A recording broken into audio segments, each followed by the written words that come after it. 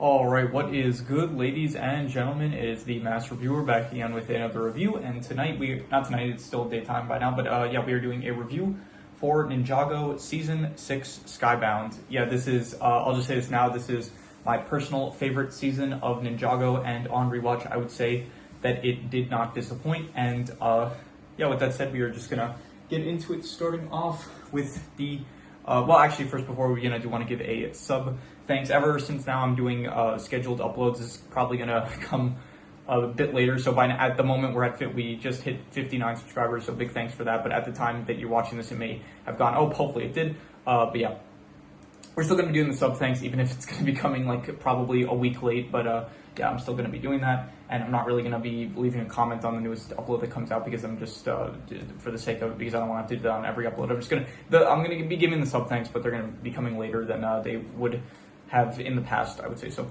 but yeah, once again, big thanks for 59 subscribers. Really do appreciate it. Anyone that's commenting, subscribed, liking the videos, viewing the content, anyone that is just interacting with the channel in any way, I do appreciate it. So big thanks. Yeah, with that said, let's just get into it, starting off with the intro. And I did actually have a new marker that I'm using because, yeah, my other marker sadly ran out of, not ink, but just went dry, I guess. So we got a new green marker that we're using now. So anyway, so the intro of Skybound is great. I love it. It is one of my favorite intros of the show. I like the music, honestly, just the pirate theme. That's what does it for me. It is just really nice sounding spin on the original theme that we all know, and also the visuals are pretty nice. It does kind of tease who is going to end up getting captured by Nauticon, where first it shows Misako and Wu, then you have Kai, then Zane and Cole, followed by Lloyd, and then finally Jay and Nia at the end. So it does kind of give a bit of a bit of foreshadowing for who is going to be the ones to get, like, the order that the ninja are going to get captured by Nauticon. So I do like the intro. Moving on to the plot. So the plot of the season is pretty different from all the other plots, where up until this point throughout all the seasons you had all the ninja where they were pretty constantly together from, except you could say like season 4 Tournament of Elements, where they do kind of at points get separated from each other, but they're all still like there, they're all still in play. Where in this season, throughout the course of the seasons, more and more ninja end up getting captured, so they get like drastically separated, and then it ends with just basically you're left with Jay. And yeah, I'll start from the beginning. It basically, the end of season 5 happens. Klaus ends up escaping from the Cursed Realm, and he manages to find the Teapot of Tyron, which he uses to free Nauticon the Djinn. Nauticon then tricks Klaus into wishing himself away, into Nauticon being, up until this point, probably the most manipulative character that there has been in Ninjago, even more manipulative than Chen. Chen is more like goofy and manipulative, where Nauticon, in contrast, is very sinister and manipulative. So I think it works great as a villain for this season, and he tricks Klaus into wishing himself away, and then he is free. He gets his old crew, he steals the realm crystal, he gets his old crew back, and then he takes them to Ninjago, where he says basically he was banished there. I'm pretty sure they don't really fully explain why he was banished, I'm pretty sure, in the show, but doing my own personal, this season I did the most personal research for myself for this season, just because it was my favorite season. And yeah, apparently it said something about how he was banished because he was too like rebellious and stuff, and he would cause too much trouble. He was like very selfish as well. He didn't want to follow by like Jin law, and he wanted to grant himself his own wishes and stuff. So because of that, he ended up getting banished, but then he wants to go back there because he says it is better to be hated in a world where you're known than forgotten in a world better to be like just forgotten in a world that is not yours, or something like that. So he ends up going to Ninjago, but then because of the actions of the ninja in season 5, where they ended up destroying the Cursed Realm, the preeminent in season 6 now, because apparently when one realm falls, like another one follows as well, so I guess like the realms are kind of paired with each other. So if one realm ends up getting destroyed, I'm assuming it's kind of like a balance thing, where if you have one realm gets destroyed, and then another realm, like I'm assuming the opposite side of this imaginary scale, I guess, in order to like balance the realms, another realm has to go as well. So apparently Ninjago is the sister realm of the Cursed Realm, and so it got destroyed as well.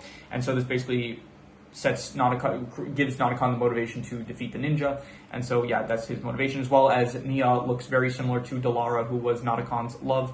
And so because of that, his goal is basically get revenge on the ninja by capturing them, and then using their life essence energy in order to power his Jin magic in order to rebuild Ninjago and then marry Dalara, which will also in turn give him infinite wishes, basically making him omnipotent. So that is the plot. And then throughout the throughout the course of the season, the ninja's goal is basically to it kind of shifts from moment to moment. Like most of it is it's like basically the overarching goal is to stop Notakon, but that takes different forms. Like they find out, okay, first they end up getting imprisoned. They end up getting captured by Ronin because Notakon framed the ninja, so they end up going to jail. This was actually before he was even trying to get revenge on the ninja. He just did it in order to, he did it because I forgot the reason why he framed the ninja. I'm pretty sure it was because he wanted to get revenge on. He said something like one crew down. Now it's time to get his crew. So he did it because he wanted to. I think no, it was because. Why was it? I'll check now just a second because why did Notakon frame the ninja? I did not binge the entire season in one day, so I think I started watching it about last week or something like that. So okay, now my ninja. Here we go. My computer's lagging a bit. Why did Notakon frame the ninja? It was because to get them out of the way so he could safely retrieve the realm crystal. Yeah, that was why. So I remember now because he said it was on the realm crystal was under the protection of the ninja, so he wanted to frame the ninja to make it easier for him to get it. So yeah. So so the ninja end up going to Cryptarian prison where they end up meeting with Captain Soto from season 1, and they end up finding out that the way to slow down a Jin is by hitting him with using Tiger Widow venom. So their goal is now to get the Tiger Widow venom in order to slow him down. And then they don't really have a plan to defeat him. And they kind of reference this when Dareth helps them out, disguise the ninja. At this point in time, you're left with only Lloyd, Cole, and Nia. This is also after Jay gets captured at a certain point. Kai and Zane, they end up getting wished away by Notakon's manipulation. Wu and Misako, they end up getting wished away earlier on in the season. So then they eventually find that there's I'm going to skip ahead, but basically they find out that Jay is the one that needs to wish him away, and I'll get into this a bit later with I have some criticism about this, but Jay is the one that needs to wish away Notakon, and I'll just speak about this now. I'll say it's kind of weird that they say Jay is the one that needs to wish him away, because you do have Jay ends up assembling his own ragtag crew of people to help him out because he doesn't have the ninja to help him out anymore. So Jay assembles Dareth, Ronin, Skylar, Soto, Echo Zane, I think there might have been someone else there, the chief commissioner maybe, to help him out with basically saving Nia as well as the others. So for some reason they're okay, Jay is the one with the final wish, but all the other characters could easily just make a wish as well, so I don't really know why. It's probably because, I'll be charitable, I'll say that Lloyd said that it had to be Jay to make the final wish, I guess, so because of that I'm assuming that they're just trusting Lloyd's wise instincts, because Lloyd ended up wishing himself to be wise, so because of that, apparently Jay's the one that needs to make the final wish. So, but anyway, so skip ahead. Eventually, Jay manages to get the sword of I forgot what the Jin blade, I think it was called, and then he manages to free the rest of the ninja.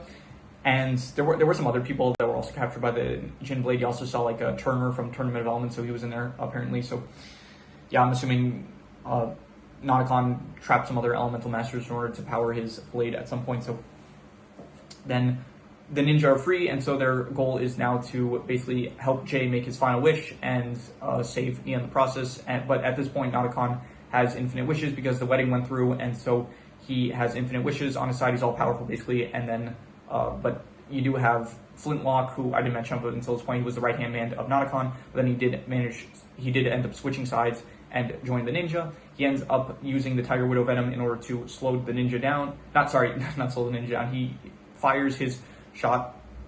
He fires the Tiger Widow venom at Notakon, slowing him down, managing for Jay to get his final wish off, which initially he was planning to wish for Notakon to not be a Jin, but instead he wishes that Nia had taken his hand and that no one ever found the teapot in the first place. So that is the plot of the season, and I'm going to give the plot. I will say that the plot was great. I thought it was a great plot. I was very invested the entire way through. I enjoyed it. But I'm gonna just basically, I'll talk about this now because I feel like this is the logical next place to talk about this. I'd say I'd rather not wait until the end when we get to the worst thing, because the worst thing I do think is that even though the plot is great, I would say there are a lot of weird writing choices. I would say you're playing with wish magic, and when you're playing with wish magic and genies and stuff, there is a lot of stuff that you question, okay, why didn't the ninja do this? Why is this the case? Once again, I just mentioned, why is it that Jay had to be the one to make the final wish?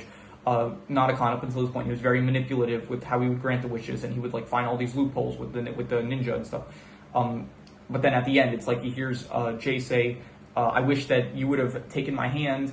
He said Jay wishes for that Nia would have taken his hand, and then no one ever found the teapot in the first place. So I did again. I was doing a lot of research, so I did see like some Reddit posts about this, and as well as like just people talking about this, because anytime like a moment like that would happen, where it's like, hey, why wouldn't this just be the case? And I would just for fun, I would kind of look up like the reason why certain things happened, or like what others people's thoughts were on this stuff, because I was like wondering like what hypothetically why couldn't this be the case? And yeah, some people, I think someone.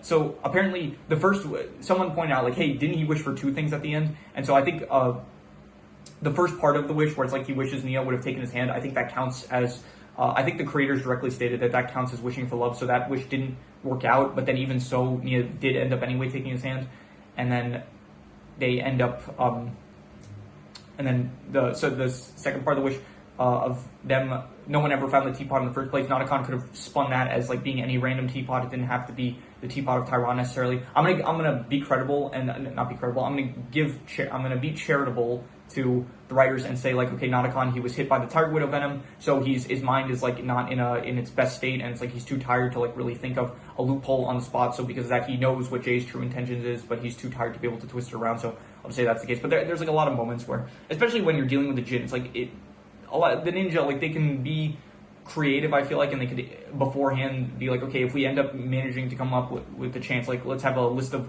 wishes that we make in order to be able to defeat Notakon. The point is, I said this about previous seasons, like season 1 and 2, where it's like there are some season 3, I think maybe as well, I said about this, where there are some like writing issues, I would say, and in this season as well, I feel like in season 4 and 5 there was maybe less so that I noticed, but in this season there is, just because of the nature of playing with like wish magic and stuff. Another big thing where apparently you're able to just, all you need to do is strike someone with the Jin blade in order for them to get captured, but the entire time Notakon was trying to have them wish themselves away into the Jin blade. And again, you can like come up with like reasons to kind of justify. You could say like, oh, when they wish themselves away, they lose all hope because they realize that they've done it to themselves, so they lack the energy to be able to try to escape it. Whereas if they were just hit by the Jin blade, then they might think like, okay, they're still in a state of like realizing what just happened, and then maybe there's I don't know, because the Jin blade apparently makes them tired, so you could justify it by saying like, oh, they're able to maybe possibly escape because they're still in a heightened state. They were just hit by a sword, so they're still like their adrenaline's high or something, so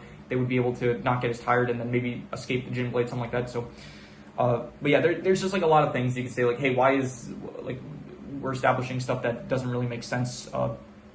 There's a lot of stuff like that, and overall it does. I'm gonna say it's probably the worst part about the season, and I'm going to give it a 4.5. I don't want to like, even I am a bit biased because this is my favorite season of the show. But even so, I'm just going to give it a 4.5. I'm going to say it's not good, but even so, it doesn't like ruin it to a drastic extent. I was considering maybe just giving it a 5 because it doesn't really ruin my, I'm not going to say it doesn't ruin it because like there is slightly, when I do think about this stuff more, it does like kind of, I do wish that the writing was just a bit better, a bit cleaner, I would say. Another moment, like when they're going to get the Tiger Widow venom, for some reason they didn't send Cole to get it because he could have easily, like being a ghost, he could have gone invisible to get it. I'm pretty sure the venom might not have even hurt him because it might have just gone through him. There's other moments where it's like Cole fights Dogshanks and Dogshank is able to just attack Cole and like hurt him and stuff, but he's a ghost. Why would that be able to work? And then there's other moments where it's like Nia runs through Cole, so it's like Cole, the whole thing with Cole being able to like turn invisible and stuff, they play loose with it kind of. Cole being able to like go invisible as well, it's like established like right at the first episode of the season, but he doesn't use it as often as you would think that it could be useful for. Like he does use it to try to escape Ronan, but even so, at that point, like Ronan has thermal vision, which apparently thermal vision works against ghosts. So just a lot of writing stuff that I didn't find as good on rewatch as I did maybe the first time that I'd seen this. So but yeah, that's been honestly my biggest criticism with the show up until like the entire show up until this point. It's just been like the writing is not as clean as I thought it was when I was younger, I guess. So it doesn't really ruin my experience of the show too much, but is something that I want to point out in the reviews, I would say. So but yeah, anyway, let's move on to the characters. So you do have all the ninja. Once again, it is interesting. I do like this season how up until this point we did have all the ninja together. In season 5, you had Lloyd separated, and in season 4 they do kind of split up into certain areas, but even so, they're all still part of the story. Everything is going on and stuff. So I do really like this season, where you do have throughout the course of the season more and more ninja get captured, and they're just like you don't see them throughout the entire season. So it really does feel like it helps to raise the stakes. Whereas tournament of elements, it's like, okay, ninja, they lose in the tournament of elements, it's fine. They just go into the work factory, and then eventually, like, they all end up losing. They'll get reunited, with their powers lost, but even so, it's like they're all still able to kind of work together to come up with a way to defeat Shen and stuff, and so they're all still, like, in the fold and stuff. But then in this season, you do have the ninja getting directly captured and not being able to, like it really feels like the stakes are being risen with just the ninja disappearing, and then they get picked off one by one. So you start out with Wu and Misako, then you have Kai, he's gone, then Zane is gone, and then Cole and Lloyd get captured, and then eventually it's just like you have Jay and they're on the run, and it feels like it's very nice. They did state in the past, like, I do like when characters they're on the run from, like, these forces that are after them. Like, specifically, I mentioned in the past how much I love John Wick Parabellum. It's a great movie, and one of the things I love about that movie is just the fact that it's this one guy, John Wick, that is being hunted by an entire city. So this kind of feels like in the same vein, where you have these two characters, specifically Nia and Jay, and they're just on the run from, like, this giant army of sky pirates that are after them, as well as, like, a Jin that has like, extremely first of all, he's very smart, manipulative, but he also has, like, wish magic on the side. At least from he uses Clancy. I'm assuming he could probably use some other people to. That's another, like, thing that I can not nitpick at, but, like, another form of bad writing is that he tells Clancy, wish for, so that I could find where the Nia and Jay are, basically. He says some form of that, but then it said he could have just said, like, Clancy wished that they would reappear in front of us here. So that's just another example of just, like, lazy writing. It kind of felt like so. But anyway, so you have, all the ninja are good. I do like them a lot. Jay is especially, like, he's the one that really gets this is his season. He's the poster ninja for the season. He has a lot of spotlight on him, and I think he was good. All the ninja, I'm not really going to get too much into depth with them, but they are all good. Nia, I also like as well. It does feel a bit like, at the beginning of the season, she's, like, talking about how she's not defined by her being a girl, and that's, like, a big thing this entire season, where says, like, how, her identity, she feels like she doesn't get to choose for herself her destiny and stuff, and she wants to be able to, like, she doesn't want to be dragged down by either, like, she doesn't want her future to be chosen by either someone else. Like, she doesn't, like, Jay wants to be with her, Natakan wants to be with her, and then she feels like she doesn't have a choice in it herself. But then by the end of the season, she's like, oh, yeah, I do want to be with you, Jay, and stuff. I don't know, it just feels like up until this point, she was like, we're never going to be together and stuff. But then at the end of the season, it's like, all of a sudden, when they're about to get captured, she was like, oh, I saw a vision too. Like, you saw that we were going to end up together. I also knew, like, from the day we met, we'd end up together. It's like, okay, yeah, but I don't know, it didn't feel like it flowed that great with just earlier in the season when she was like, we're never going to be together and stuff. So maybe, like, in the moment, it was just her kind of being upset by all the, like, the earlier, Dareth, honestly, you're really sexist this season. He's still great, he's still fun, but, those sexist moments of him being like, oh, you're a boy band, no one, you're, there was something where he wanted Nia to teach girls how to cook at one point, so, yeah, Dareth really, bringing the laughs, I'll say that. But yeah, so Nia, the whole, that whole bit just didn't flow the best, I would say, but even so, I still enjoyed Nia. All the characters I thought were great. Wu, not as prominent this season as he was in previous seasons, because he is kind of, he gets captured, like, immediately at the start of the season, so, it's a bit of a contrast from last season, where Wu felt a bit more important when he was in season 5 in possession. This kind of feels like we're bringing him back to season 4, where season 4 also Wu felt a bit less prominent. So, yeah, anyway.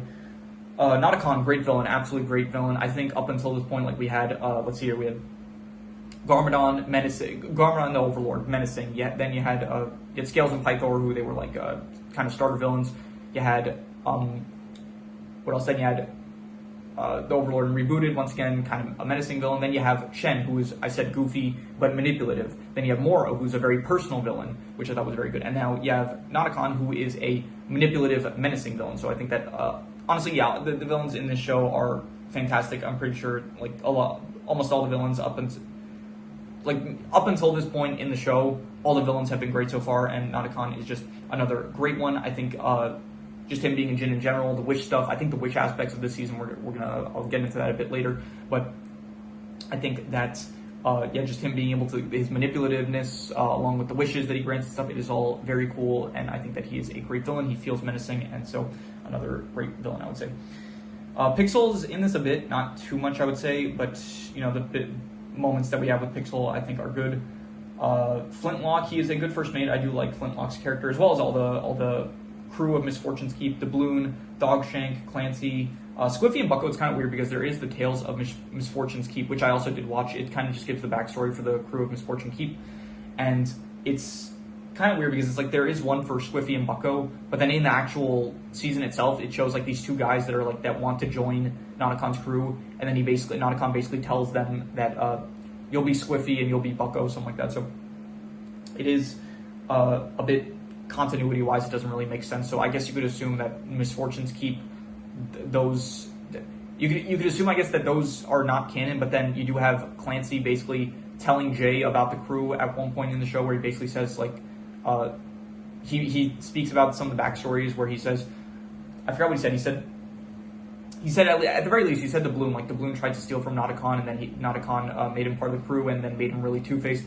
And then he also mentions Monkey Wrench, how Monkey Wrench wished to be like the greatest mechanic. He wasn't always an ape as well, and so yeah, that kind of makes sense. Anyway, all the crew, I think they're good characters. I like them. Skylar returns. She's good. Ronan as well. Captain Soto, I do like. I like how this character that was in season 1, just kind of like a filler villain for like one of the filler episodes with Garmadon and his ultimate weapon. I like that this character becomes like way more prominent in this season as well. Like kind of we're bringing back elements from previous seasons. I always appreciate that. So he is good as well. And so overall, I'm going to give the characters. I will say that the characters. It is a bit of a shame once again that there are some characters like Kai as well as Zane and Wu and Misako. They feel a bit less prominent because they do get captured so early on in the season. Like Kai, I'm pretty sure after the 3rd or 4th episode, he's already gone for the rest of the season until like the final episode again. So I'm going to say that the characters, though, I will give the characters. I'll go like a 7.5 to an 8, and I'm going to be harsh. I'm just going to say a 7.5. I would say that the characters are very good. In terms of these settings, I do like the Sky Pirate areas. You do have Notacon rebuilding Ninjago, so he does lift up a bunch of pieces of Ninjago into the air. You do have a lot of pirate ships, which I think are cool. Feels very unique at this point in the series. It doesn't feel the same as that one pirate episode. Like we had that one pirate episode which felt more traditional pirate stuff, but this definitely has its own unique pirate spin to the whole thing. So I thought that it was good. You do have the Island of the Tiger Widow, which I think it was pretty cool, I'd say, as well as there was also the lighthouse that we saw previously that Zane's dad, Dr. Julian, was at. That makes a reappearance as well, which I do think it's a very good setting for Jay needs to kind of defend themselves at while all the Sky Pirates are after them. You have Ninjago City as well. You do see that a bit more.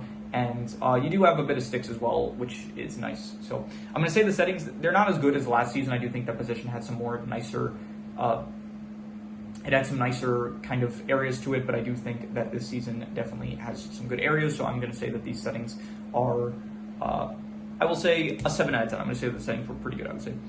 Now, in terms of art style, I'm just going to give a standard, like, 6.5, I guess, good. Yeah, I honestly, just up until, I don't know. It's like, there's an art style to the show, but the art style doesn't really change throughout the seasons. I think next season, maybe, the art style might change, because I'm pretty sure next season, the art style does look a bit different. And then in season 8, you do have the big jump in like, the big shift in the art style that, like, was, once you get to season 8, the art style changes drastically for the show. So, but yeah, still for now, I'm just going to say a 6.5. It's a good art style. Like, there's nothing wrong with it, and it works for the show. There's nothing really to say about it. So, like every other review for the previous seasons that we've done up to this point, it is a 6.5, I'd say. In terms of the action, there is good action, I guess. Like when they fight the pirates and stuff, I thought that was cool. But honestly, this season doesn't feel like there's as much action as there is more like wishes. Like the wishes feel like the main prominent thing with the season, where there is. I'm not going to consider the wishes part of the action, though. I'm going to consider it part of the next category, which we'll get into. But for now, the action is just basically standard action. There's not much that I can really think of, because most of it doesn't, like, even their elemental powers they barely use. There's like, I guess, the moments where they fight at the Tiger Widow Island, as well as, I guess, when the pirates initially attack Ninjago City. But other than that, like, there's not really a lot of action. So the action that there is, I'm just going to say that it is I'm just gonna go honestly like a 5.5. It's decent, but up until this point, I can't remember a lot of the action because it gets so overshadowed by like the wishes and more of the manipulations and the espionage of the season rather than the actual action. So, in terms of this is a new category that I'm adding. I'm including this because it's the speciality category that I do for like for certain things that I review that I have a specialty category for. But in this case, I'm changing it. I'm also including theme for it. So speciality / theme. So this season, its theme or speciality is pirates / wishes. And so last season would have been ghosts. Season before that, it would have been like tournament, but basically like what the whole season is about. So I'll just say now I'll say up until this point what it would have been. Pilot didn't really have one. I guess it would just been basic ninja stuff. So I would have given it a 6.5. Rise of Snakes, I would have gone with probably like a 5.5, decent. Legacy of the Green Ninja, I would say 7, pretty good. Rebooted, I would have given also a 7, I would say. In terms of tournament of elements, I would have gone 7.5. Possession, I would say, I think like an 8. I would give it 8 to an 8.5, and then I think, or maybe, no, I would just give it an 8, I'd say. And then Skybound, I would give probably an 8 to an 8.5 as well. I think that I'm going to give it an 8.5. I'm going to be generous. I would say that the theme of this season is amazing, as well as the specialty with the wishes. And yeah, wishes, all the wish moments where they are granting, where Nauticon grants the wishes. The Wishmaster, it's honestly, I think it's probably my favorite episode of Ninjago, like out of the entire show, Wishmaster. It is such a great episode, especially just the scene of like all the ninjas like asking for wishes. I think it's great, and it's very fun. And all the wishes in general this season just adds a really fun element to the season in particular. And yeah, once again, the Sky Pirates stuff, all of it is cool. The Jinn magic, it's all really good, and so I would give it probably an 8.5, I would say. Now, in terms of the best thing, I'm just going to reuse the best score, which is, once again, the speciality and theme of the Sky Pirates and the wishes and the Jinn stuff and all that. I would say it is my favorite thing about the season. Very, very great theme, I would say. This season and the next season, well, I also said that Season 7 has a really good theme with all the time stuff, Hands of Time. Honestly, it might even be a better theme than this season, but even so, yeah. So that is all of the scores, so I'm going to do the calculations. So King Crimson. Alright, so it ends up coming out to about a 7 out of 10, but honestly, I would give it higher. I think I would probably go with, I'm going to go with between a 7.5 to an 8. I'm going to be honest, it is, like, this is another case of, like, similar to what I spoke about with, like, Despicable Me 3 and the original Despicable Me, where I said that I think, personally, I like Despicable Me 3 more, but Despicable Me 1, I think, is the better film. So I think that kind of same sentiment comes into play when comparing the seasons, where I think ultimately Skybound is still kind of my personal favorite season, but even so, I can kind of still recognize that something like Possession, I think, was probably the better written overall season, I would say. So I'm going to give this season probably but I'll say between a 7.5 to an 8. I'm going to say it was between very good and great, but honestly, I do kind of think that like the previous season, at least, of Possession, I think it was a better season overall still, even though I still personally, like, on a personal level, I still kind of like Skybound a bit better, I would say. So, but yeah, so I'm going to ultimately give this between a 7.5 to an 8. I think it is between very good and great. I do, once again, I think probably the biggest thing that is holding it back for me from liking it as much as I did when I was younger, which is basically like the writing stuff. Like, I do notice a lot more just very easy stuff that either the villains could do or the heroes could do in order to just make things a lot easier for themselves, and just throughout a lot of that stuff throughout the season, that just kind of brings it down for me. Honestly, that's the main thing. But even so, it's still another very fun, enjoyable season that I would still say is between very good and great, a 7.5 to an 8, I would say. So, yeah, that is pretty much all there is to it. So if you have any recommendations, any shows, movies, video game stories, anime, web series, anything that you want me to review, leave it in the comments and I will maybe possibly check it out. But with that said, that is pretty much all there is to it. So let's leave it at that.